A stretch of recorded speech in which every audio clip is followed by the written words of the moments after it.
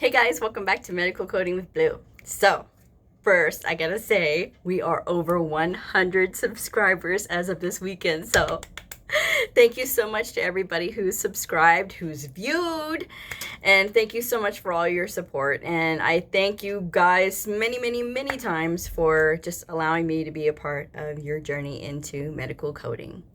So, now, it's Monday. It's Countdown Monday. So, AHIMA Conference 2019 in September. The pre-conference starts on September 14th, which is 145 days from today. And then conference, when everybody comes in, the big official kickoff is on September 15th. It is 146 days from today. So, mark your calendars, and I will be putting the information for the AHIMA website down in the description box. So if you have any more questions, you can check out the website for more information. Okay, so today's topic is all about what does my typical day look like? Okay, so I've had this question posed to me, like, what is a typical day for you? What do you do? So typically, I get here in the morning, and I will shoot my boss an email and just let her know that I'm here. This is just because we work in two different sections of the building. And then I start running reports. So I always run the report from the last business day. So in this instance, today I was running everything that all of my providers did from Friday through the weekend, because sometimes they see patients on call or whatever, and so those encounters still get to be picked up. So it's part of the report for today. So I'm printing off all of this stuff, and then I'm getting all of my systems up. I get the system up that brings up the medical record. I get the other encoder up, so that way I've got all my screens going, and I've got 3 screens. That's how I roll, okay? Some people work with 2 screens. I work with 3 screens because I have one screen is my email, one is the record, and then the other one is the encoder. So that's just how I roll. So anyway, as I'm bringing all this stuff up, I'm munching on breakfast. Today I brought a turkey sandwich. And yes, I said sandwich, okay?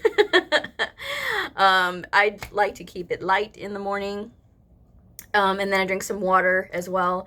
So as everything's starting up and I'm counting up how many encounters I've got, I'm just munching on my breakfast and looking and making sure everything's ready to go.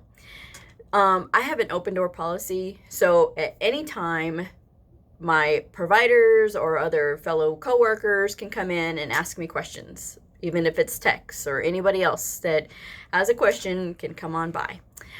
So one of my coworkers, a very nice lady, she works over in the PT department.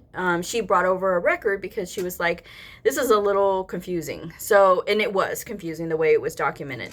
So we discussed it, and it was all about injury coding. And so, if you're new to injury coding, or if you haven't had a lot of experience with it, it does get a little like, okay, what do I do here? So we talked about it for a little bit, and I showed her how I was able to get it, and she was like, oh, okay. So then she left, and I got to start coding, and then after that I started coding for a little bit, and then I did that for about an hour or so, and by this time it's been a couple of hours. So I went and I got some coffee, because I don't like to get coffee like first thing in the morning. I like to be able to eat a little bit and just get my day going before I start having coffee, because if I drink coffee first thing in the morning, I'm like, zing, and I don't like to feel like that. At least if I've had time to wake up, my brain is already awake. So when I do have my coffee, it's just like, ah. And I never used to be really big into coffee. I turned 35 and I got into coffee. So it was just like, oh, okay, this is what all the fuss is about. So I was a late bloomer with coffee. I just never really was into coffee at all until a few years ago. I was like, oh, okay, So I started drinking coffee, and then, of course, I brought my coffee back to my office, and then I had one of my cast techs come back, and she was asking a question about documentation as far as like the castings go. So I was like, okay. So I was clarifying it for her, and as we were talking about that, you know, she was bringing up other questions that she had. Well, then I had one of my favorite providers, and I know I say I have a lot of favorite providers, and this is true, but she is very unique, and she is literally one of my favorites because she's so eager to learn, and I love providers that are like that, and I think that she is going to do so much in her career, and she's really awesome. So we got to talking, and she was asking about leveling in an E&M level. And she was telling me about what was going on and about the documentation and everything that she had selected and everything that she had documented. So I was like, oh, okay. So as it turns out, she had selected the correct level. So I was like, yes, you know, this is really awesome. So she was very excited too. So then we got to talking about scheduling, which scheduling appointments has nothing to do with me, but it does have something to do with the coding. So it's just like, oh, okay. And so I went to talk to the schedulers because they had a question for me. So the schedulers were in like 2 different sections. So I had to go to 2 different sections to answer because they were like, well, what do we do? And so I said, okay. So we straightened it all out. Everything is good. Everything is ready to go. So I was like, oh, okay, cool. And so, so then I did all that, and I came back, and I'm still enjoying my coffee. And then I get another visit from another provider. So I was like, oh, okay. So we talked for a little bit. And he was asking another question about some of the documentation that he had saw. So I was like, oh, okay. So we got to talking about that. And then he left. And then my coworker came back with another question. So I answered her. And then she left. And then I went back to coding. And then it got to be about lunchtime. So I went because the cast tech that was here earlier, she was asking me to review with her some stuff on the coding. So I was like, okay, because she wants to get into medical coding too. So I was like, okay. So I went and grabbed some lunch real quick. And then when I came back, you know, she had come in, and then we were talking about the guidelines. We went over very briefly. We did a Cliff's Notes version of the guidelines. So I just kind of sort of went over them with her in between bites. And she was like, you don't mind? I'm like, no. Because to me, when you have a chance to mentor somebody that could get into medical coding, take advantage of it, because you don't know what that's going to do for somebody. Just saying. So we went over these things, and I was like, oh, okay. So, you know, we went through it like really quick, but she is going to read over them. And I think that she is going to make a very fine medical coder someday. So that was that.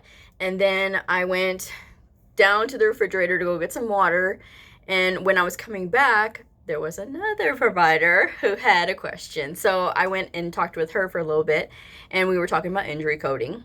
She was asking about suture removals. And so I was like, okay, well, you know, you're not going to pick up suture removals when you're coding for injuries, because it is presumed, see, I used the correct word, it is presumed that when a patient is injured, they're going to have suture removals and dressing changes. So you would never use the Z codes in addition to injury codes.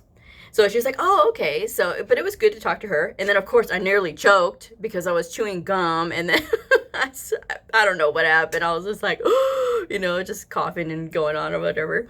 And I had to laugh at myself on that one. So then I come back to my office, and I close the door, and I'm trying to code more. And so I had some time, and, you know, it was quiet for a little bit. And I was looking at difficult charts in the morning. And then I was just like, okay. So I was like, I need a break from these difficult charts.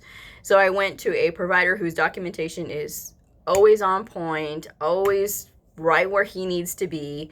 And I have to add very few diagnoses because he's got everything documented. Sometimes he just doesn't know he can pick up these other diagnoses. So I have to do very few changes to any of the coding for him. So I was just like, okay, well, let me just go ahead and work with some of his encounters. And when I saw like he had done a injection, I was just like, oh my goodness, it's so perfect. And I was like, so, but I did tell him, I went to him and I said, sir, thank you. I said, thank you for always being on point. And he starts laughing. He's like, oh, okay, well, cool.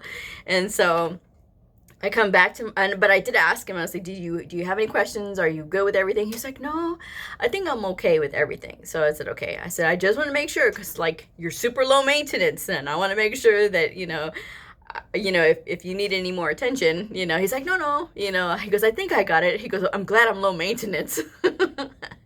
So I came back and I started coding a little bit more, and I made my quota. I did 90. That is the quota set for me. I'm in a specialty clinic, so it's not as high as somebody that's not in a specialty clinic, and because I have a few specialty clinics that I code for. So I did make my quota. I was like, oh, thank goodness, I made it. And I was like, but that's a lot of like, quick reading, but when you have providers that are on point with their documentation, it does help when you need to spend a little bit more time with other providers and reading their documentation and making sure that they have everything selected that they need selected.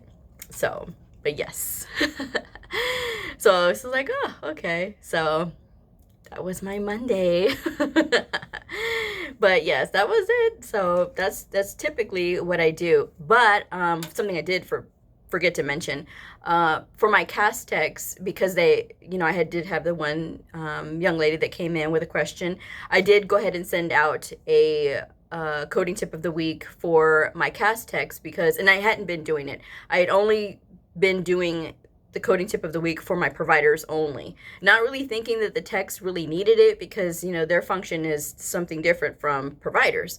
But it is good to teach them, because they should know, because they are there and they are part of the process. So it's just like, okay, well, let me just go ahead and make sure that I start including them on coding tip of the week.